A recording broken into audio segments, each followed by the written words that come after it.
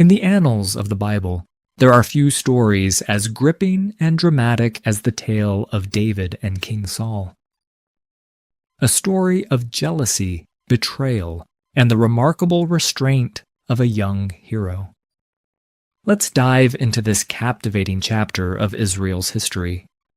King Saul, the reigning monarch of Israel, had grown increasingly threatened by the rising popularity and military prowess of the young shepherd-turned-warrior, David. Despite David's close friendship with Saul's own son Jonathan, and even being Saul's son-in-law, the king saw the young man as a dangerous rival to the throne.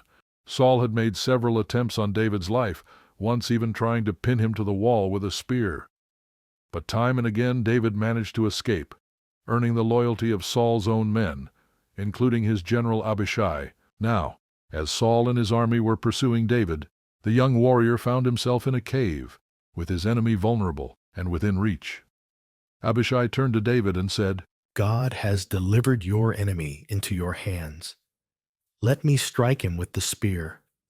I'll pin him to the ground with one thrust and won't strike him twice." But David's response was remarkable. He said, "Don't destroy him. Who can lay a hand on the Lord's anointed and be guiltless? As surely as the Lord lives, the Lord himself will strike him. Either his time will come and he will die, or he will go into battle and perish. But the Lord forbid that I should lay a hand on the Lord's anointed." David then quietly approached the sleeping king and cut off a corner of his robe, as proof that he had the opportunity to kill Saul, but chose not to.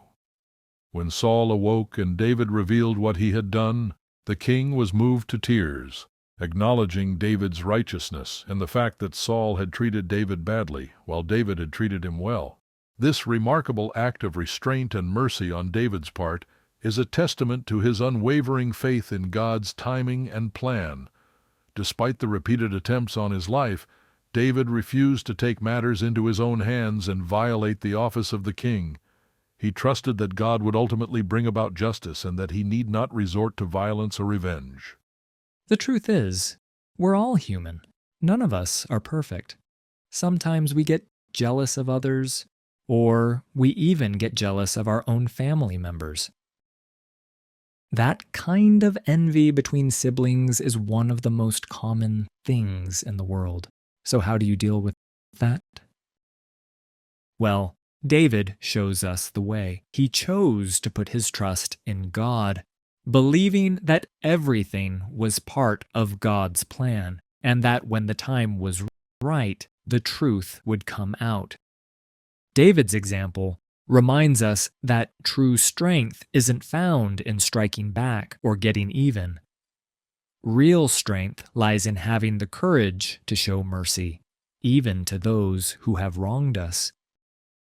In a world that's often all about payback and an eye for an eye mentality, David's story stands tall as a shining beacon of grace, forgiveness, and the power of letting go. Until next time, stay blessed. If you enjoyed this video, please subscribe to our channel. Your simple action of moving your fingers means a lot to us. Thank you for watching this video, and we'll see you in the next episode.